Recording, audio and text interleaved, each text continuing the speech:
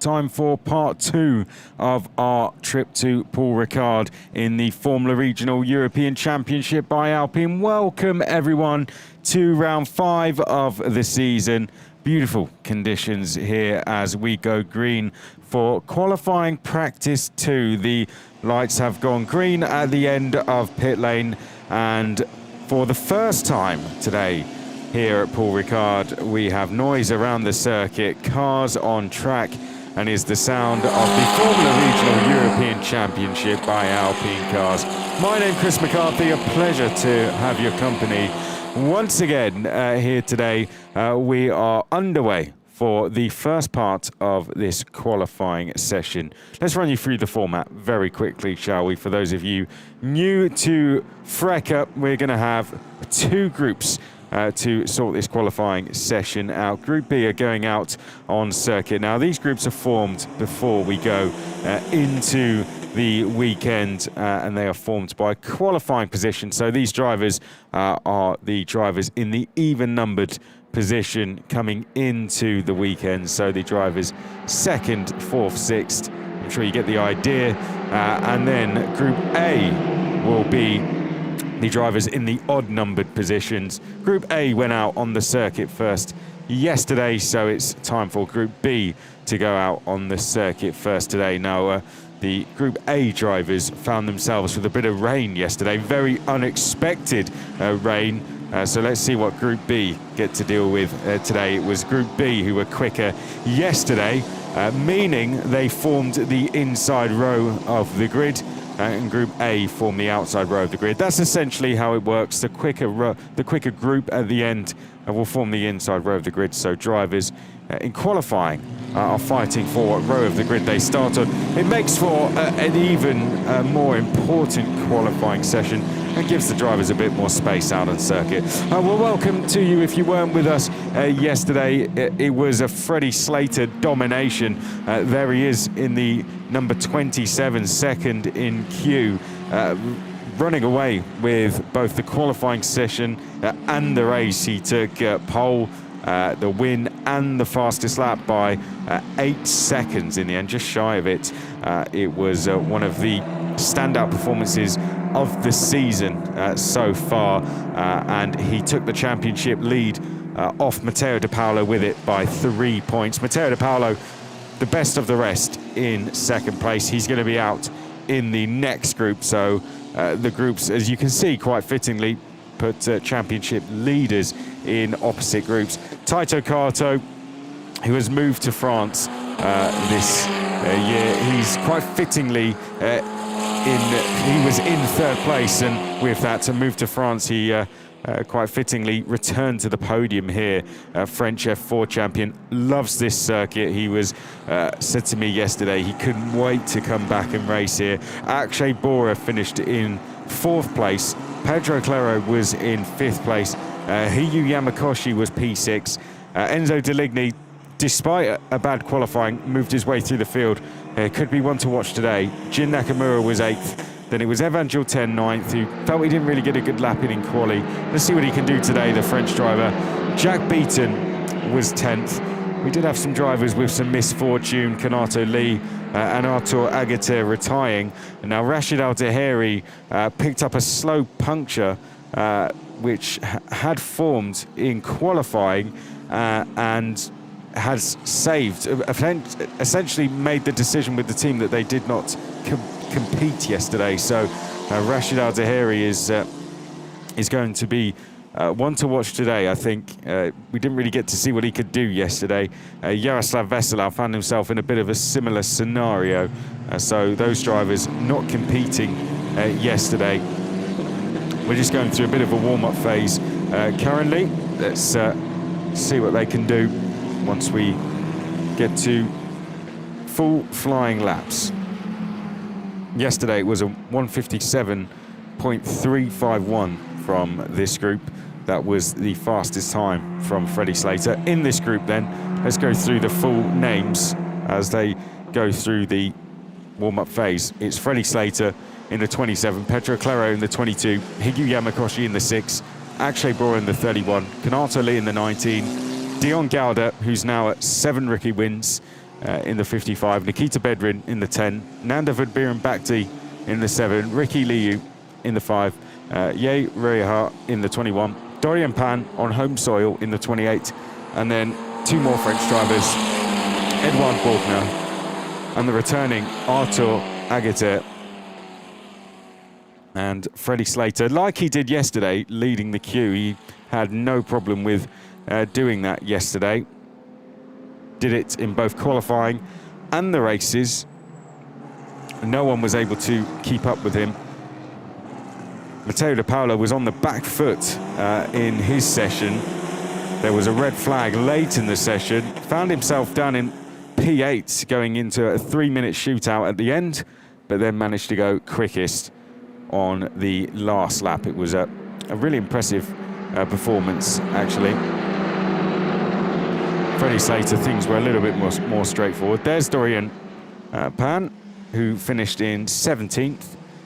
Matches her best result of the season. I think she'll be looking to get a bit further forward today, because in practice she was in the top 10 on Friday. Showed impressive pace, did the Mercedes-backed driver. Doubling up, doing Formula Regional with F1 Academy. Seems we are now picking up the pace coming into the final 2 corners, so I think these will be first real flying laps. There's Yamakoshi out of the last corner. He is second in the queue. Then Claro, playing catch up in terms of track time this weekend. Over the line we go. Right, Freddie Slater giving it full beans down the start-finish straight this time and into turn 1. Let's look for the sector times then. It is Slater leading Yamakoshi, leading Claro, 3 of the main contenders in this session. You'd say, given championship position, all up there in the top 10 in the championship. We'll keep an eye on their times through the first sector as they make their way now towards the back straight. And Slater has done a 32.7. Claro has done a 32.7. Yamakoshi has done a 32.9. So Slater and Claro separated by 0.06 of a second, with Slater going the quicker of them. 32.8 for Kanato Lee and Akshay Bora, so they are the next quicker drivers after that, but very much it is Slater and Claro the quicker drivers. 36.5 through the second sector now, through Slater that time as he makes his way through turn 10. Claro matching him. In fact, he's going even quicker, is Pedro Claro. So it looks like we're going to be neck and neck between Slater and Claro. Claro was around 500ths faster, so Slater, I'd say, is just about ahead at this stage. It's all going to come down to the final sector. Yamakoshi just behind these two, really. Couple of tenths back. Right, how have we done through the final sector? It's looked good in terms of Freddie Slater. He'll set the benchmark over the line. Here he comes towards the start-finish line now. 158.493. What about behind? It's a 159.6. Claro 158.8. It was a very good final sector from Freddie Slater. He was 3 tenths faster than Pedro Claro, and that's where all the difference was made in terms of the gap between Slater and Claro. They're separated by 3 tenths, and it all happened in the final sector. Wrestling with the car, Slater that time. Akshay Bora now goes to P2. 2 tenths back from Freddie Slater. Kanato Lee is 4th, then Birenbhakti, Bedrin, Ye Ricard, Dorian Pan, Yamakoshi didn't get a good lap in, really. He's down to P9. Liu, Gauda, Borgner, and Arthur Aguirre. On this lap, Claro quicker than Slater through the first sector, who's gone wide. Slater struggling a little bit on this lap. Akshay Bora is actually the quickest driver on the circuit, so he is quicker than both Slater and Claro as well. Nandavad Birenbhakti is going very quick as well in 5th place. And a fastest second sector now for Pedro Claro. So if he can hook up a good last sector, he could go all the way to the top of the times. And I'm interested to see what Akshay Bora does through the second sector here. He's gone quickest through the second sector, right. Akshay Bora could be about to go to the top of the times. Claro may go there first, but it might only be momentarily. Slater through the final two corners. Remember how quick he was through the last sector last time though. Let's see if he can replicate that this time. Over the line he comes. What's his time going to be as he heads over the line? 1:57.8, and he's nailed the final sector once more. Claro over the line, can't beat it once again. Slower through the final sector, 3,000ths behind. So it's once again Slater ahead of Claro, but let's keep an eye on Akshay Bora, see what he can do, and Yamakoshi as well. And Akshay Bora's gone third, and he's only 5,000ths back. There he is coming into picture now in the 31. So he's very close behind. He was 1/10 of a second back through the final sector, and that's where the difference was made. 5,000ths of a second between Slater and Bora. The top three separated by just 5,000ths. Nanda Woodburn-Bagdi up to fourth. I think he'll be happy with that one. Then Nikita Bedrin. Then we have Kanato Lee. Then Dorian Pan is seventh, challenging to get into what would be the top 5 and top 10 overall. Ye Ricard is in 8th.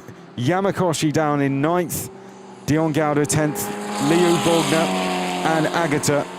Looks like drivers are backing off on this lap, going for a cool-down lap for one more attack, and that is similar to what we saw yesterday. This would be a cool-down phase now for one more push lap at the end.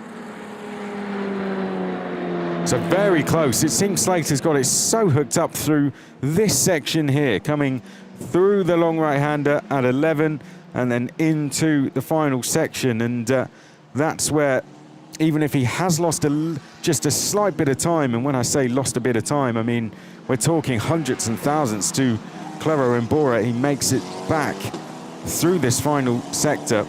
Beautiful to watch. Claro and Bora, though, doing a great job as well.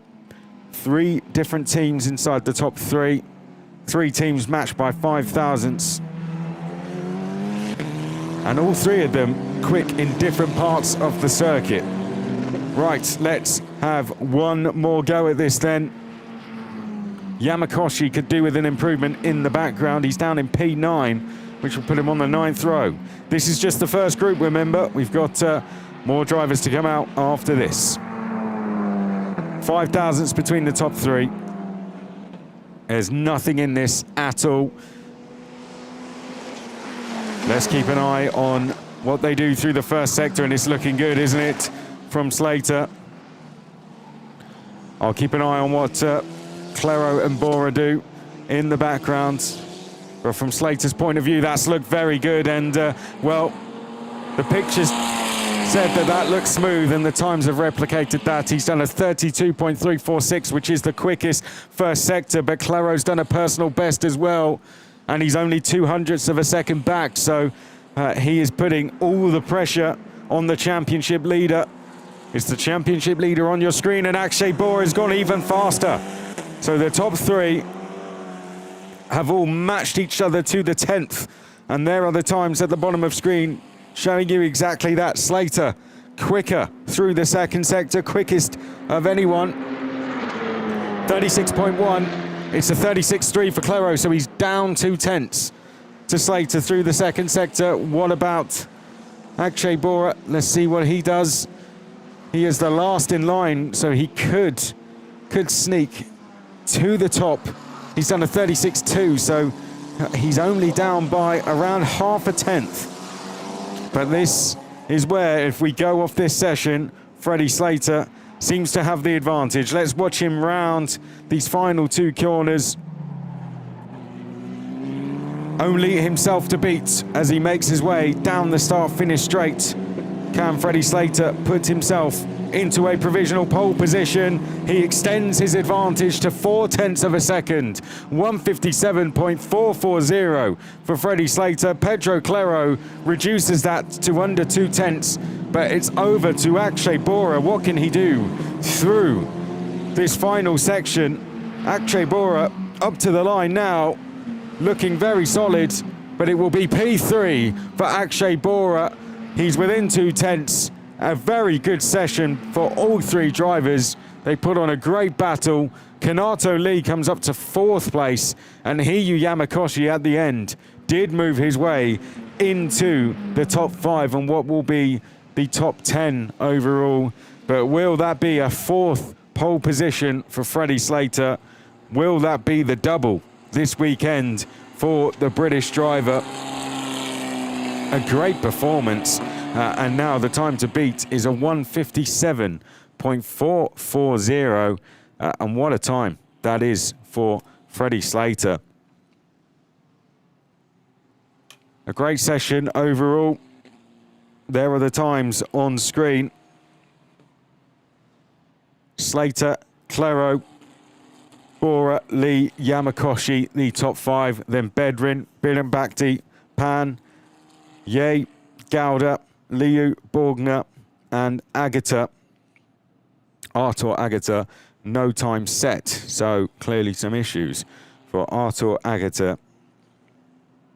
That will have to be investigated after the session to see what happened to him, unfortunately. But it's a 1:57.440, and if that time is not beaten by Group A, then it will be a 4th pole position for Freddie Slater, and that will be a double pole position. That has been done once so far this season. That was done by Pedro Claro at Zandvoort.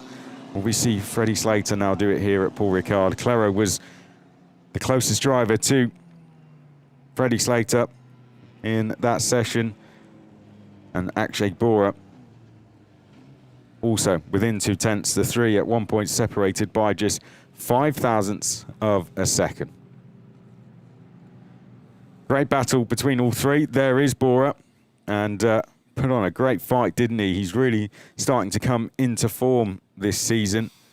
When he first got that podium, he just said he wanted more podiums, more consistency, and he's really starting to show great consistency now this season. He'll start from the 3rd row. We'll find out which side of it shortly.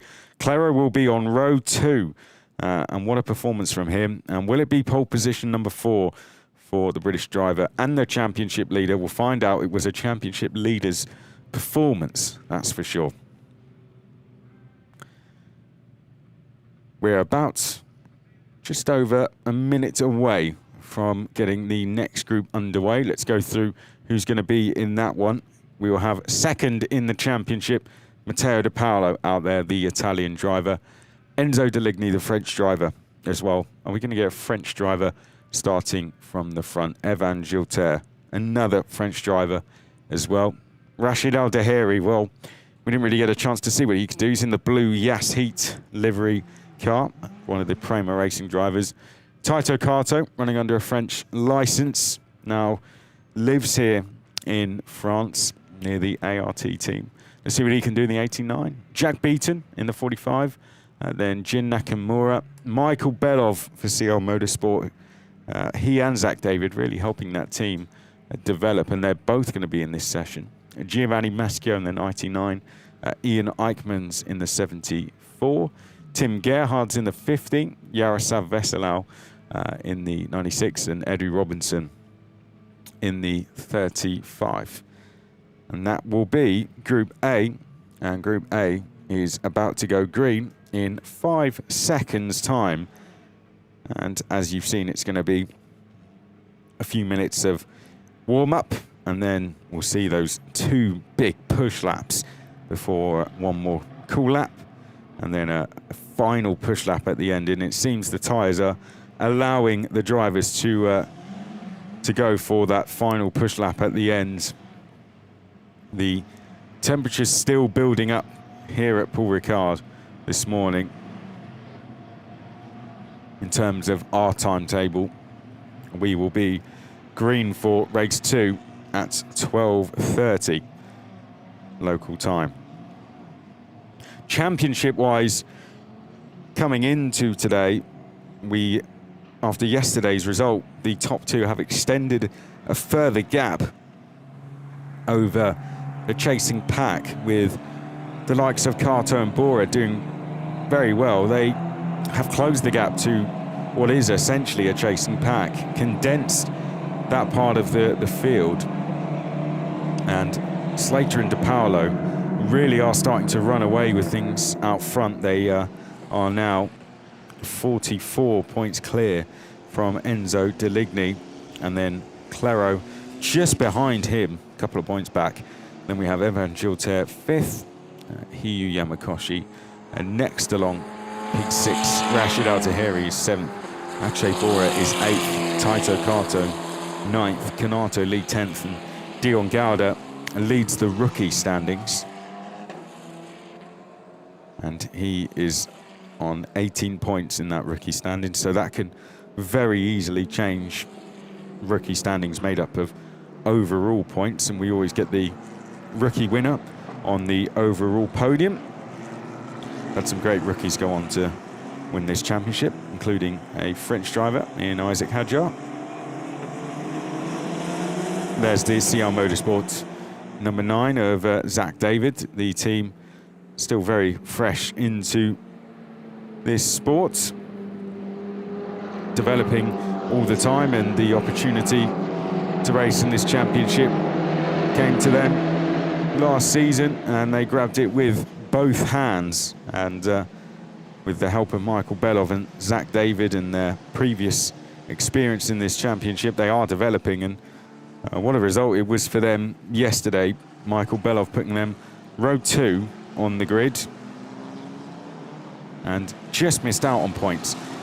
So did score their first points at Hungary with Belov, and they would have been very satisfied with that, but everything is really a learning curve for them this season. And speaking to the team, you get that attitude from them that they are aware that they're up against much more experienced teams, and they do give the other teams that respect. The likes of Prema, ART, and RHGP, who've got huge success in this championship and championships that's run under previous names. But the likes of Prema, ART, who have won titles not only in this, but in the likes of Formula 2, Formula 3 as well.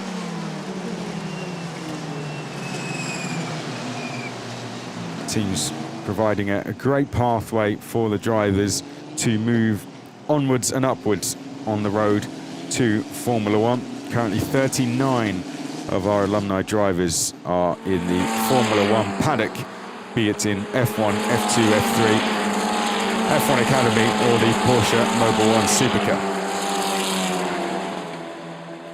So going through the warm-up phase now, there's Enzo Deligny. A little bit disappointed he was yesterday with qualifying. See what he can do. Evan Gilter likewise. French driver. We've had French wins here with the likes of Hadrien David, who won the very first race here back in 2021. Alessandro Giusti also winning as well recently at the Formula E rookie test. Congratulations to him for that. Great to see some of the Frecker drivers getting the call up for that.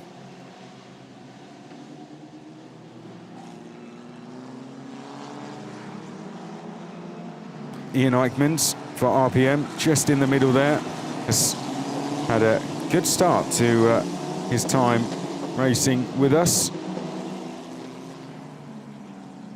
Speaking to the RPM team yesterday, they're very happy with how he has jumped straight in and done well. Got a rookie win on his debut weekend back at Hungary, just outside the overall points as well. So I think would have been very satisfied with that as a start, and was a little bit unfortunate yesterday, so this could be one to watch in this session. The number 74, certainly a very confident driver, Ian Eichmans, and someone who really not long ago was in karting still. So Ian Eichmans, very talented driver.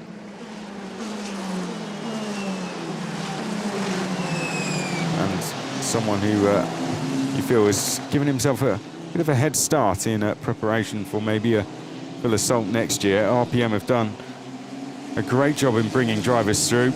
You watch Noah Stromsted now, Mercedes Junior, taking podiums in Formula 3. RPM very much part of that process in helping him develop as a driver. And Ian Eichmans could be the next driver they help put on that pathway to getting spotted by a major F1 team. Well, I've got to say, it's I knew that was going to happen soon. It's getting very congested, isn't it, for a grouped qualifying session? There's only 14 of them out there, but yeah, it's like we've got about 40. I'm surprised you always do get this with qualifying sessions sometimes. You could probably have about 6 drivers out there, but they'd all find themselves at the exact same corner. They all want to go on the exact same strategy. Right, okay, I think we're going to start giving ourselves some space now. But no, more racing going on. Fair enough. Great move there by Matteo De Paolo, and it's crucial he actually does get himself a bit of space here, and there we go. That's going to be the problem now. It's all going to back up into that final corner. Let's go back to someone who was at the front of the queue and was not waiting around, and that's Enzo Deligny, and he'll set the benchmark time for us through 1 and 2. Time to beat 1:57.440, so 2 push laps coming up here, and then we'll do a cool down lap before one final push. As long as there are no intervals, of course, no yellows or reds. Okay. Onto the back straight. Enzo Deligny taking us down, and what are we seeing through the first sectors? 32.6. Well, it was 32.3s, wasn't it, from Freddie Slater, but those came later in the session. So these are just the benchmark times, but quicker than Deligny is Evan Gilter. He's the quickest so far. He's done a 32.5. He is quickest through the first sector. Looking up and down the timing screen, it's Gilter fastest through sector 1 and sector 2. He's done a 36.4. Maschio is going to come across the line first and does a 1:59.7, but that's just him setting up for a flying lap.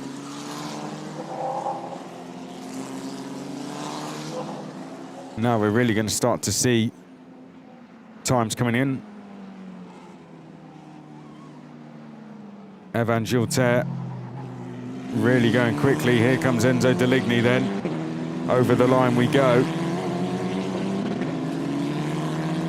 What do we see from Enzo? And he does a 1:58.5. So Enzo Deligny, first major times going on the board now. 1:58.2 from Evan Gilter, 0.2 of a second back. And that's going to be Enzo Deligny, 0.2 of a second back, sorry. Evan Gilter does a 1:58.2. Jin Nakamura goes third. Rashid Al-Dahiri is fourth. Matteo De Paolo fifth. You feel there's lots more time on the board from some of these drivers here. Taito Kato, P6. Ian Eichmans, P7. Michael Belov, 8th. Zach David, 9th. Edu Robinson is P10th.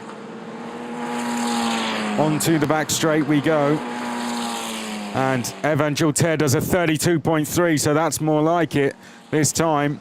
So the second push lap, crucial that they do not make any mistakes this time, and that looks like it was going very deep At one stage, Enzo Deligny, I think, just about nailed that one, carrying lots of speed into the chicane. He really is pushing Enzo Deligny on the middle of our picture. He's done the quickest second sector, so he's on the absolute limit, is the Frenchman. Jin Nakamura going even quicker in the 11 just behind him. 36.2 through the second sector. So that's good. It's Jin Nakamura fastest through the second sector. Also going quickly is Matteo De Paolo, currently P5, his championship rival P1. He needs to be on the front two rows, you feel here. And Matteo De Paolo looks like he's set to improve at least 1 or 2 positions. Let's get them over the line then. It will be Enzo Deligny who comes across the line first out of this lot. He's coming up to the line now. Where does he go as he makes his way to the line now? And Enzo Deligny will go P1, 157.9. Jin Nakamura, 157.8. So it's Jin Nakamura to the front row of the grid. Here comes Evan Gilter, and he goes P2, 157.859. He's 0.04 of a second back. It's Michael Belov in P4 then, but only briefly, and Rashid Al-Dahiri has gone fastest in this group. Well, that is why he was waiting for today. Rashid Al-Dahiri fastest, 157.756. Teammate to Freddie Slater, and he has gone fastest in the blue Yas Heat livery. The Emirati driver to the front row of the grid. Not as fast a time as the other group, but that would be enough to put Rashid Al-Dahiri on the outside of the front row. So it's Rashid Al-Dahiri from Jin Nakamura, Evan Gilter, Enzo Deligny, Matteo De Paolo, P5. So he is in a spot of bother really in terms of championship fight. Ian Eichmann's a very impressive P6, Jack Beaton 7th, then Belov David, Edu Robinson, Giovanni Maschio, Taito Kato only P12, but similar to yesterday, he struggled all the way to the last lap, then pulled it out the bag. Tim Gerhardt's 13th, Yaroslav Veselau is 14th. So we're on the cool-down lap now, and then it will be one more push lap. There's the Mercedes back driver on screen. This is looking very good for him. Yesterday we didn't see what he could do in qualifying because, well, he had a slow puncture. Left him down in P8, then he couldn't even take part in the race. This is more like it, isn't it, from Rashid Al-Dahiri? Is he able to find more time out there to challenge his teammate from the previous group? I think either way, a front row start would be a hugely impressive result. Likewise for Jin Nakamura, that would be, I believe, his personal best result. It would, in terms of qualifying. And Evan Gilter, sort of, you'd feel back to where he belongs in terms of qualifying. Started down in P8 yesterday, but that would put him P6, so one row further forward. One final push lap. Matteo De Paolo, bit of pressure on his shoulders really. Really, a top 10 would still be a decent result, but he'll want to go 1 or 2 rows further forward here. Enzo Deligny, the one leading the queue, takes us round turn 6, on to 7. He's going to set the benchmark times in terms of sectors. And Enzo Deligny's done a 32.3, he's done a personal best. So he's going quicker on this lap. Evan Gilter also going quicker. Going quickest of them all, though, is Rashid Al-Dahiri. He's done a 32.1. Wow, very quick. Oh, lock up from Jin Nakamura. So Jin Nakamura just having a bit of a lock up, and that will hurt him. It could put him under threat for losing places. Matteo De Paolo is going quicker on this lap. And crucially, he's going quicker than both Evan Gilter and Jin Nakamura up the road. But this is looking very quick from Rashid Al-Dahiri. He's 2 tenths quicker, so he only needs to find 3 tenths to beat Freddie Slater, and it's looking like it's going to be a challenge. 157.440, the time to beat to take overall pole position. Evan Gilter, purple through the second sector as well. Will Rashid Al-Dahiri get another pole position. Coming through the final corners we go. It's going to be Enzo Deligny who sets the first time. There he goes up to the line now. Enzo Deligny comes across the line and he does improve and goes all the way to the top. 157.631. Jin Nakamura goes second, only briefly. It's Evan Gilter, but this is the driver to watch. Purple Sector 1. Purple Sector 2 for Rashid Al-Dahiri, and he goes all the way to the top, 157.494. He's just shy of overall pole position by half a tenth of a second from his teammate, but it will be a front row lockout for Prema Racing. And just behind, Matteo De Paolo, right at the end of the session, puts himself on the second row of the grid. He was on row 5 for the majority of that session. But just like yesterday, right when it counted, Matteo De Paolo has put himself in a position to challenge for the podium, yet again showing why he is a championship challenger this season. So Rashid Al-Dahiri it is, from Matteo De Paolo, Enzo Deligny, Evan Gilter, Jin Nakamura, Taito Kato again, right on the last lap, puts himself up into a good position. Jack Beaton, Ian Eichmann's top rookie, Michael Belov, Zach David, Edu Robinson, Giovanni Maschio, Tim Gerhardt, Yaroslav Veselau. That is the order. It will be overall pole position for Freddie Slater for the 4th time. And race 2 will be at 12:30. That's when we'll be green. We'll see you then.